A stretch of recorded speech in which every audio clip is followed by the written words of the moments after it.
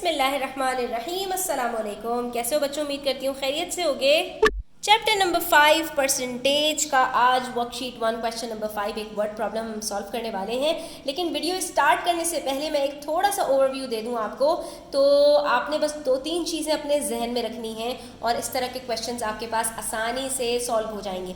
तो बच्चों एक एग्जाम्पल अपने पास रखो याद, जो आप हर वक्त आपके सामने रहती है, और वो है जब आपके एग्ज़ाम्स होते हैं तो आपका एक रिज़ल्ट आता है और उसके अंदर आपके पास सब्जेक्ट वाइज नंबर्स होते हैं और फिर उसकी परसेंटेज कैलकुलेट की गई होती है। तो जो परसेंटेज का कॉन्सेप्ट है ना, वहाँ से याद रखना ज़रा आसान रहता है, क्योंकि अपने जो एग्ज़ाम के मार्क्स हैं इंसान वो अच्छे हों या बुरे भूलता नहीं है। तो उसके अंदर होते हैं एक टोटल मार्क्स और एक होते हैं ऑब्टेन मार्क्स, ठीक है।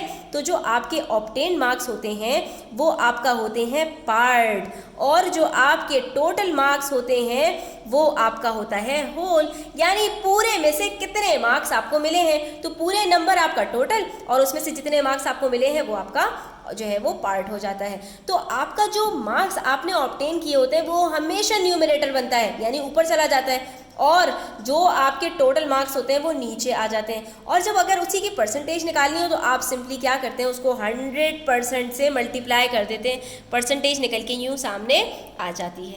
लेकिन अगर मैं आपसे कहूँ कि भाई आपको ऑब्टेन मार्क्स पता है और आपको अपनी परसेंटेज भी पता है, यानी मिस ने आपको ये बता दिया कि भाई आपने 20 मार्क्स लिए हैं और ये जो 20 मार्क्स आपने लिए हैं ये 80% बनते हैं। तो आपने कहा अच्छा मिस मैंने कितने में से लिए हैं 20 मार्क्स? तो मिस ने कहा खुद कैलकुलेट कर लीजिए। तो आपने कहा टोटल मार्क्स कैसे कैलकुलेट करूं? तो मिस ने कहा परसेंटेज बताई है उससे कैलकुलेट कर लीजिए। तो इस वक्त भी बच्चों जो आपके ऑब्टेन मार्क्स है ना वो ऊपर ही रहेंगे, यानी आपने जो कारनामा सरअंजाम दिया है वो ऊपर ही रहेगा जितने मार्क्स आपने ऑब्टेन किए हैं। हाँ, जो आपकी परसेंटेज है, जैसा कि आपकी टीचर ने कहा कि आपने जो मार्क्स ऑब्टेन किए हैं वो 80% है, तो अब की दफ़ा टोटल के बजाय वो नीचे चली जाएगी और यहाँ पर आपका टोटल निकलकर सामने आ जाएगा। ठीक है, तो है ना कितना आसान कि अगर मुझे जो मेरे पास पार्ट है वो पता है और उसी की परसेंटेज पता है तो मैं टोटल तक पहुंच सकती हूँ। और इसमें करना क्या है, यही तो करना है। तो यहाँ पर देखिए जुनहाओ बॉट अ बुक फॉर $14.4। तो इसका मतलब है यहाँ पर ये इन्होंने हमें पार्ट बताया है कि ये किसी चीज़ का हिस्सा है, कुछ पार्ट है। और उसके बाद this was 18% of his monthly allowance. अच्छा, अब पता चल गया कि उसने जितना मंथली अलाउंस कमाया था ना, ये जो बुक उसने ख़रीदी है वो उस मंथली अलाउंस के 18% में से कमाई है। अब इस चीज़ को फ़ौरन से ध्यान में लेकर आ जाओ। ऑब्टेन मार्क्स भी पता है, यानी पार्ट भी पता है, और उसकी परसेंटेज भी पता है। How much was Junho's monthly allowance, total कितना उसने मंथली अलाउंस कमाया था वो निकालना है।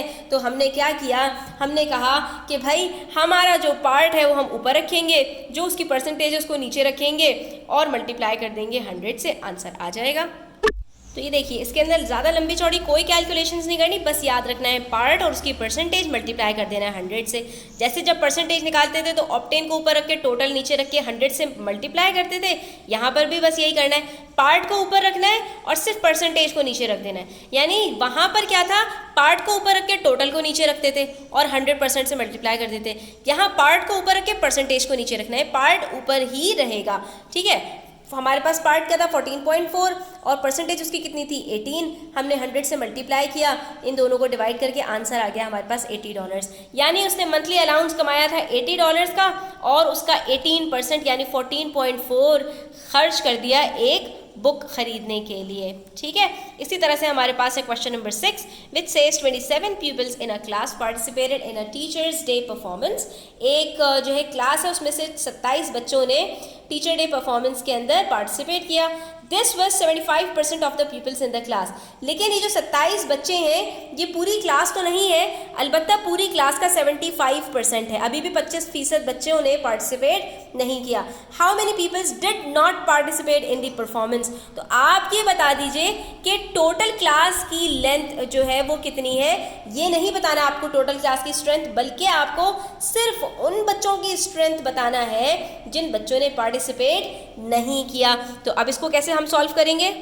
तो इस क्वेश्चन को करने के ना स्टूडेंट्स दो मेथड्स हो सकते हैं, ठीक है। एक मेथड तो वही जो अभी तक हम फॉलो करते हुए आ रहे हैं, वो मेथड आपको समझ में आ गया है कि पार्ट उठाओ, परसेंटेज को डिवाइड करो और मल्टीप्लाई कर दो 100 से। तो पार्ट हमारे पास 27 है और ये कितने परसेंट बच्चे हैं, 75% बच्चे हैं। हमने इसको इससे डिवाइड किया, आंसर आ गया 100।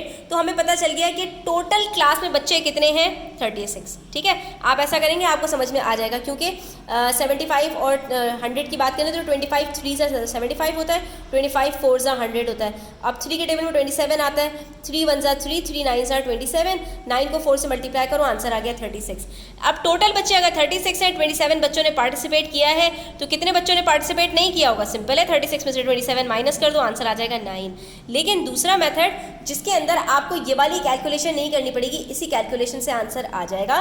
तो यहाँ पर सिर्फ एक चीज़ समझनी है आपको, और ये मेथड नंबर 2 करके मैं आपको बता दूं कि अगर आपको किसी चीज़ का पार्ट पता है और ये भी पता है कि वो कितना परसेंट है, ठीक है, लेकिन आपसे फिर उसके बाद जो चीज़ पूछी गई है वो आपसे टोटल परसेंटेज नहीं पूछी गई, टोटल आपके पास स्ट्रेंथ नहीं पूछी गई, बल्कि जो बाकी पार्ट बच रहा है ना, यानी ये जितना पार्ट है उसके अलावा जितना पार्ट बच रहा है वो पूछा गया है, तो आप यहाँ पर उसकी परसेंटेज लिखेंगे जो परसेंटेज पार्ट लेफ्ट है, ठीक है।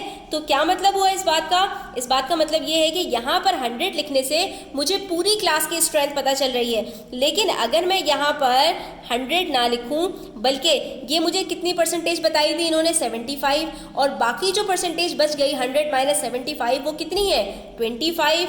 तो अगर मैं यहाँ पर 25 लिख दूँ तो मेरे पास अब जो आंसर आएगा स्टूडेंट्स वो वही आएगा जो हमें चाहिए, यानी कि जितने बच्चों ने पार्टिसिपेट नहीं किया। अब आप यहाँ पर देख सकते हैं 25 1 जा 25, 25 3 जा 75, 3 1 जा 3, 3 9 जा 27।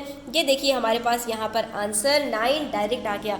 लेकिन ये ऑप्शनल है, आप चाहे ये वाला मेथड यूज़ करें चाहे ये वाला मेथड यूज़ करें, दोनों बिल्कुल सही हैं। जो आपको आसान लगे आप यहाँ पर उसको अप्लाई कर सकते हैं। मेरा काम आपको बताना था और ये आपके लिए यूज़फुल भी हो सकता है। अगर आप इसको चाहें तो आप इसको अप्लाई कीजिए, ठीक है। तो यहाँ पर हमारी वीडियो एंड होती है। इंशाल्लाह मज़ीद वीडियोस के साथ आपके साथ सामने हाजिर होंगी। तो चैनल को सब्सक्राइब कर लीजिए, वीडियो अच्छी लगे तो लाइक कीजिएगा, अपने फ्रेंड्स के साथ शेयर कीजिएगा। अपना बहुत ख्याल रखिएगा। अल्लाह हाफ़िज़।